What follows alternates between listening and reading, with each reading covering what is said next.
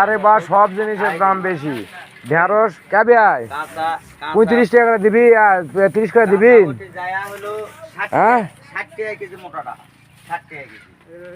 এ আবি ভাই 30 করে দিবিন। 30 আলু আলু সস্তা 30 টাকা কেজি।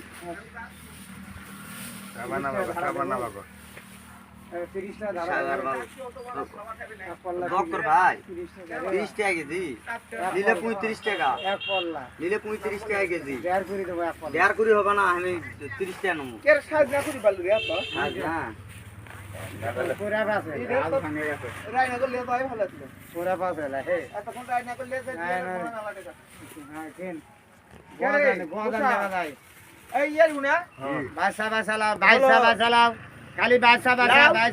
দেখেন খালি বেচা বেচা লিখতে, এরাই বেচা বেচা লওয়ার গুণ। টাকায় 5 টাকা লাভ, টাকায় 5 টাকা লাভ। কত দূর